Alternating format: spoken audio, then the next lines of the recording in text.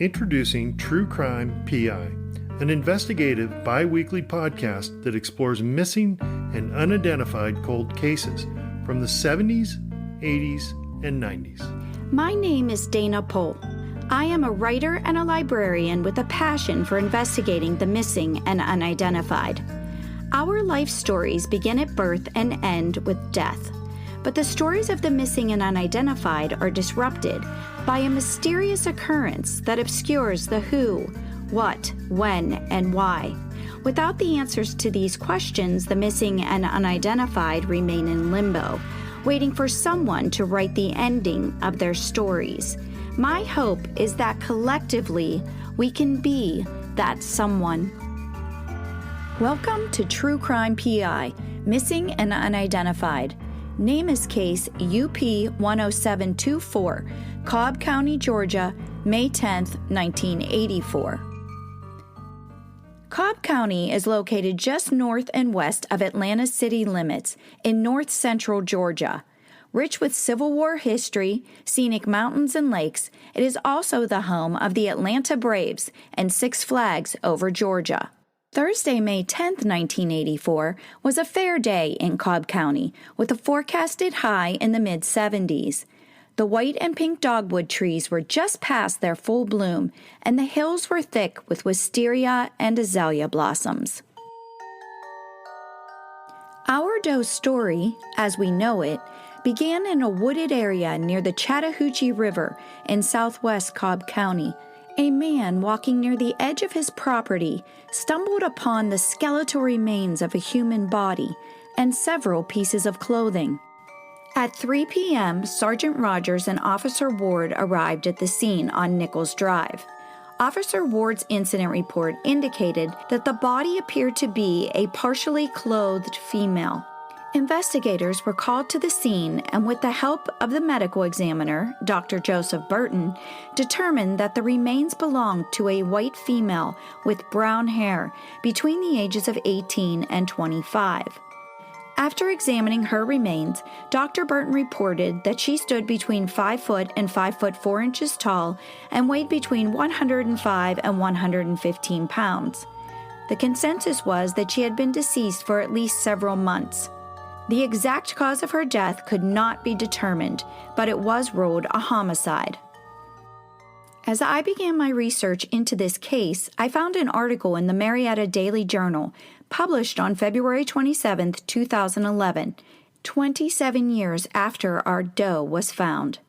This article, entitled "Cobb Authorities Seeking Help, Solving 78 Old Murders," discussed 3 unsolved cold cases. Our doe's case was one of them. The article states that at some point during her life, she sustained injuries to the left side of her face that required reconstructive surgery. In addition, her left ankle had been repaired with metal pins. I had already reviewed her NamUs file, which indicated that her facial injuries were on the right side of her face. To resolve this discrepancy, I decided it was time to request the autopsy report from the Cobb County Medical Examiner's office. I was also hoping that the report would clarify whether these injuries were healed or healing. If the injuries were well healed, conducting a search for a missing person with similar injuries would make sense.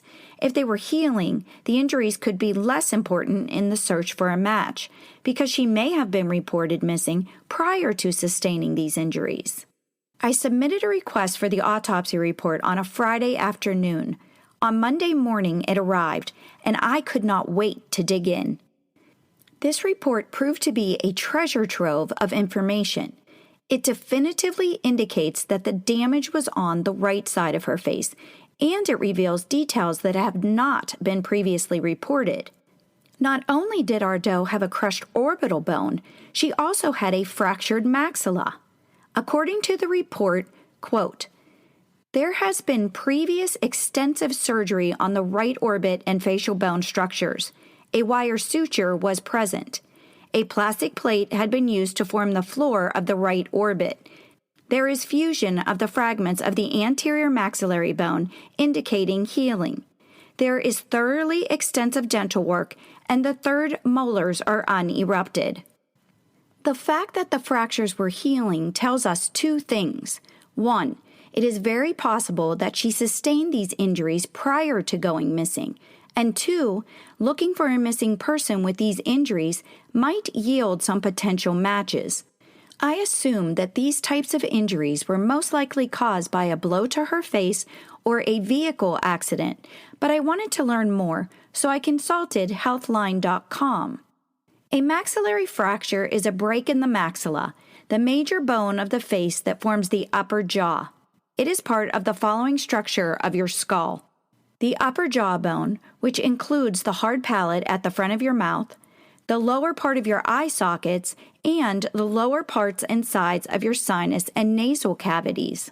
Many facial muscles are connected to the maxilla on both its inner and outer surfaces. These muscles allow you to chew, smile, frown, and perform other movements. Sometimes maxillary fractures are left to heal without surgery, but we know our doe had surgery because of the presence of a plastic orbital plate. After the surgery, it would have taken 2 to 3 weeks for the swelling and bruising to subside and up to a year for this fracture to heal. This type of injury is very serious and can lead to permanent scars, facial deformities, and nerve damage.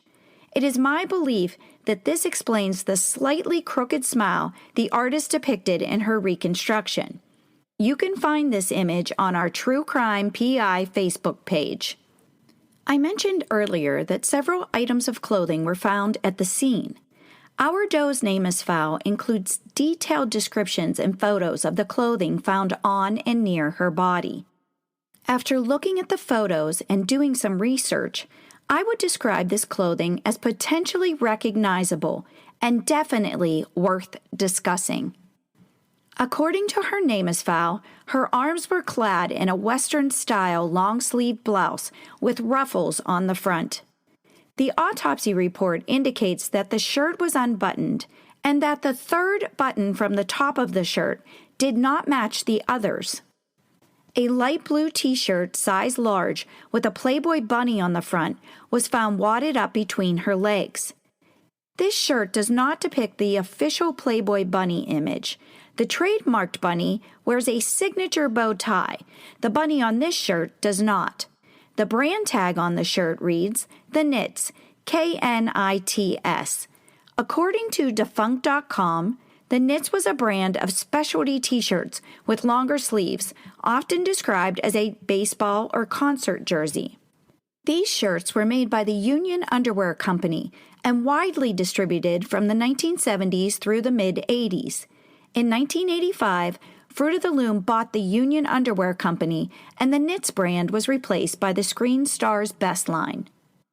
Draped over her body was a man's brown or rust-colored Rich's brand size 40 corduroy coat.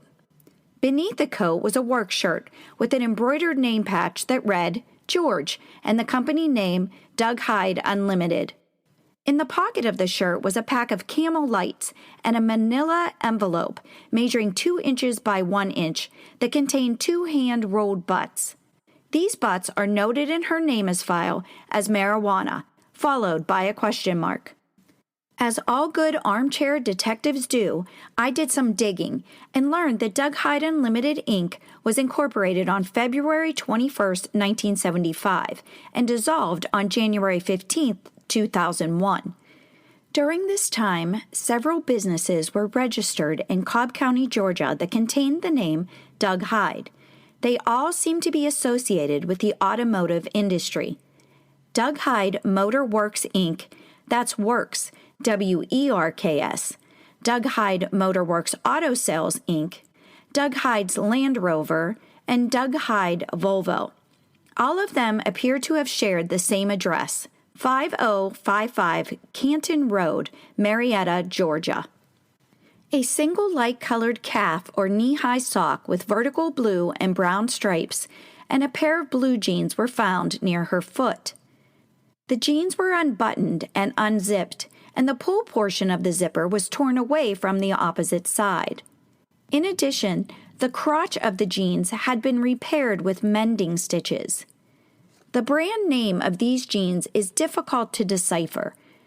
I spent several hours searching the internet for vintage and 80s brands, but I was unable to find a match. If you are interested in putting your PI skills to the test, you can find a photo of these jeans on our True Crime PI Facebook discussion group. On her left foot was a size 8 light-colored Western-style boot with a thick fleece lining. This boot contained a metal plate or lift. The right boot was lying over the lower portion of her body. Near her head was what appeared to be a synthetic auburn wig. No jewelry or other personal belongings were found, and there is no mention of undergarments being found at the scene. An interesting but possibly insignificant finding, a paperclip clipped to the back pocket of her jeans. This got me thinking, could she have used it as a money clip? Did she work in an office? Could it be a killer's calling card? With so many clothes at the scene in various sizes, I could not help but wonder if they all belonged to her. Is it possible that the shirt and the coat belonged to her killer? Did he drape his coat and shirt over her body before he left her there? Could there be DNA on any of the clothing? This seems like an obvious question now, but remember it was 1984. Was DNA testing even available when our doe was found? A search led me to an article in the September 2017 issue of Chemical and Engineering News. This article provides a 30-year review of how DNA has revolutionized criminal investigations. According to the article, in 1983, Dr. Jeffrey Glassberg, a British genetics professor, filed the first patent for the direct use of DNA variation in forensics. In 1986, the first use of DNA fingerprinting in a criminal investigation exonerated Richard Buckland, a man who had admitted to raping and murdering a teenager in England. Using the same DNA techniques that had cleared Buckland, Colin Pitchfork was identified as the perpetrator. In 1987, DNA evidence was used for the first time in the United States to convict Tommy Lee Andrews of burglary and rape. So the short answer is yes, DNA testing did exist in 1984, but the testing was not readily available. 36 years of scientific and technological advancements have vastly improved the testing process. To perform a DNA test in the 1980s, a stain about the size of a quarter was needed. In the 90s, the sample size shrunk to about the size of a dime. And today, touch or transfer DNA testing doesn't require any visible stain. It only requires 7 or 8 cells from the outermost layer of the skin. But unfortunately, degradation of touch DNA happens quickly, especially when exposed to the elements.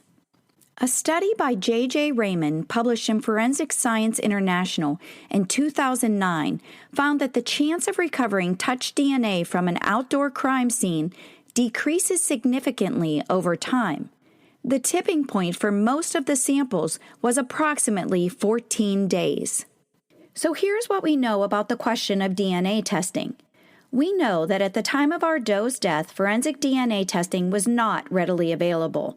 We know that our doe was killed up to 3 months before her body was found, and we also know that her body and clothes were exposed to the elements. That being said, the optimist in me still wants to believe that there could be DNA somewhere, maybe on her clothing or on the hand-rolled marijuana butts or even the cigarette pack. But we don't know if these items were ever tested.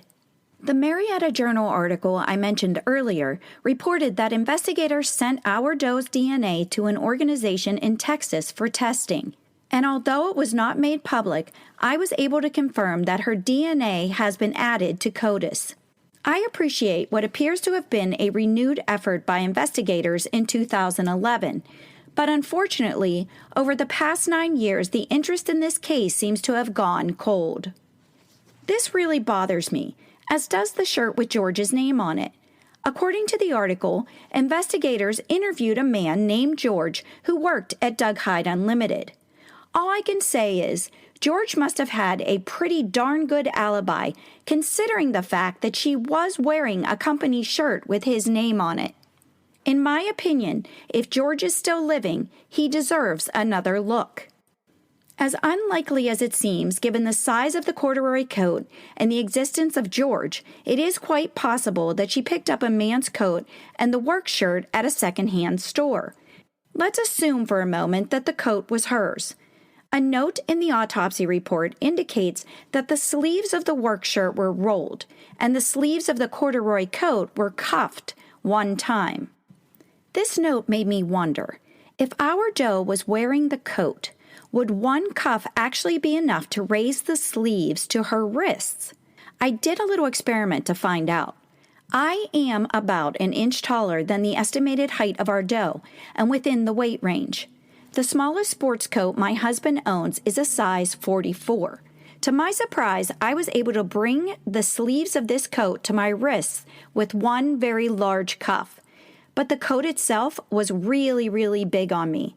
The coat I was wearing was 4 inches wider than the one she was wearing, so I pinched 2 inches on each side of my husband's coat. But it was still far too big for me. This made me think that maybe she had 2 reasons for wearing multiple layers of clothing. 1, to tighten up the fit of the coat, and 2, to stay warm.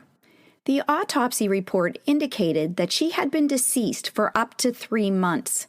If this is true, she was most likely killed in late January or early February.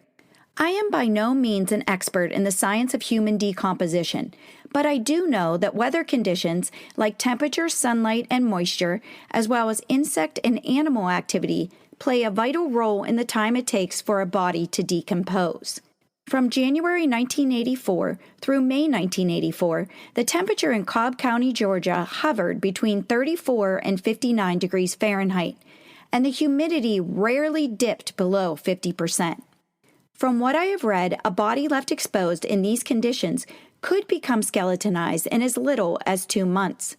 True crime PIs, if you have expertise in the field of human decomposition and would like to add clarity to this matter, we would love to hear from you. Leave your comments on our Facebook discussion group. The article also mentioned that investigators believed our doe may have been a sex worker, but no further explanation was given. This statement got me thinking. Was this belief thoroughly investigated? When was the artist's depiction of our doe created, and how quickly was it circulated? Did they show it to known sex workers at the time?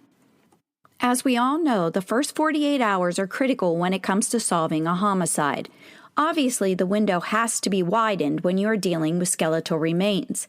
It takes time for a forensic artist to analyze the skull and then to develop a reconstruction of the victim. In this case, a reconstruction would have been vital to the investigation. Once the reconstruction was completed, investigators, armed with the idea that she was a sex worker, could have canvassed the streets and the clubs. Surely someone would have recognized her. But how long did it actually take for the reconstruction to be completed?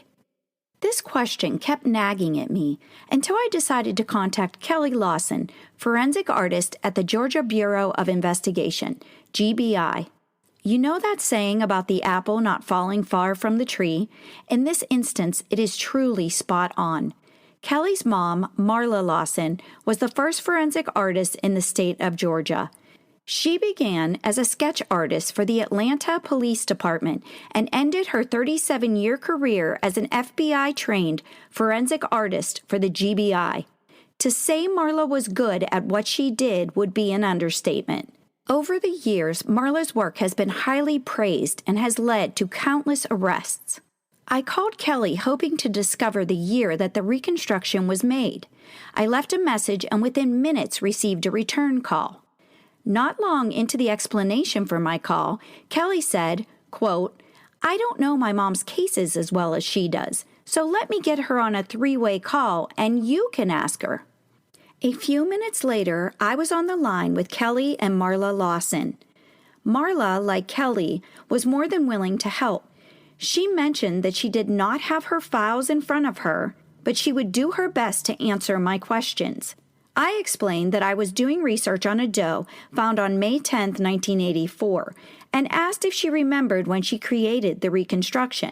Without hesitation, she said, many, many years after she was discovered. Marla explained that she wasn't hired by the GBI until 1996. Without her files, she couldn't be sure exactly when she created the reconstruction, but it was at least 12 years after our doe was found. 12 years. And just like that, the nagging stopped. I had the answer, but it was not what I expected. I was thinking a year or two, but 12? That is a really, really long time. Before my conversation with Marla, I had no idea that there were so few working forensic artists in 1984. Without a picture, a sketch, or a reconstruction, investigators could not canvass the streets and clubs. Their hands were tied. In 1984, there wasn't anyone who could give her a face. My hope is that in 2021, we can give her a name. Because so little information has been released on this case, it is difficult to feel confident about the quality of the investigation. I felt even less confident after reading a quote in the Marietta Daily Journal article from Cobb County Sergeant L.J. Sinoski. Here is my resident voice actor, aka my husband, reading the quote. She's been unidentified since 1984, and obviously, without even knowing who she was, solving the murder was nearly impossible. We don't expect to ever find who killed her, but we'd at least like to find out who she was and tell her parents that she's dead, and what happened to her. Using words like impossible and don't expect to find to describe this case makes it sound as if it lacks any priority at all. After taking a moment to put everything I have learned in perspective, I can't help but feel as if investigators simply gave up on identifying a young woman and finding a murderer. To summarize what we know, our doe was found in Cobb County, Georgia on May 10, 1984.